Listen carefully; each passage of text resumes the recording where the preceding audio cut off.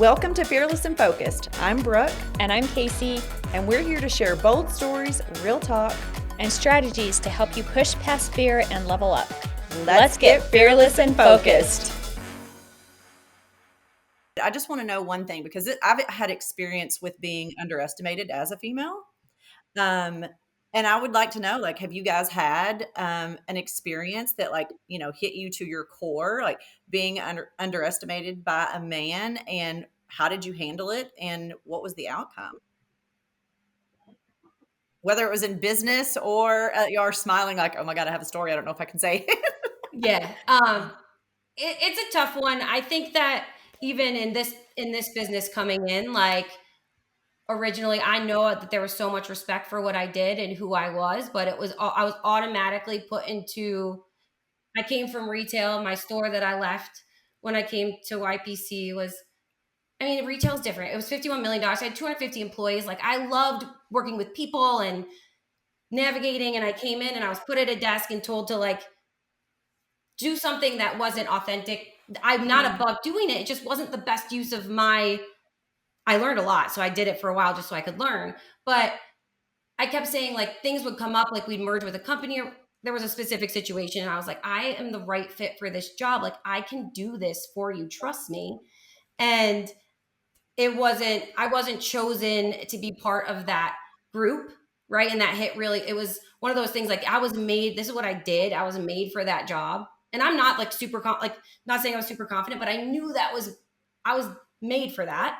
And I didn't get chosen. I was really hurt. And I had to really think about, okay, do I get mad? Do I get sad? Do I quit? Do I go? And I looked at myself. I was like, no, this is something you really, really want. Like, you've got to prove it to yourself that you did, like, you know it, but, like, prove it and prove it to them and show the way of what to do. And that's a situation where they tried to roll out the process that we were talking about. And, like, a couple of years later, I came in and I had just kept pushing forward, just keep going. Like, I didn't let it, I was scared, but I didn't let it stop me because I wanted to prove to myself and to them that I was there. And then I ended up doing it. And it was one of the best things that I didn't do it alone. I took people with me, but it was one of the best things I ever did for myself because it gave me a totally new piece of confidence. And to be completely transparent, I also went through therapy, like, to help me get through it. And I feel like if you haven't done therapy and you're going through anything, like, do it. Because I feel like I was able to talk through this stuff and realize, like, I don't need to not think. It's not that I wasn't good enough. It's that they couldn't see me because they had blinders on. And that's really, like, was my biggest aha moment. Yeah. Oh, goodness. Catie, do you have one? I don't know that it's necessarily, it's definitely not like the situation Danielle was in, but I think as she was talking, I was thinking back and I was like, all right, when I started at YPC Media, I was 26. And I had already had a lot of experience. I worked for some major brands in social media. I was working for Chico's, White House Black Market, Soma, Dick's Sporting Goods, and I had run national multi-million-dollar ad campaigns. And when I came to YPC, I was trying to get back into some local things here in Rochester. And like Danielle said, I started and I was in the wrong position. And no matter what I did, whoever I would talk to, like, it was like they didn't see it. And they were like, this is just a 26-year-old girl that thinks she's got some street cred and we don't really know.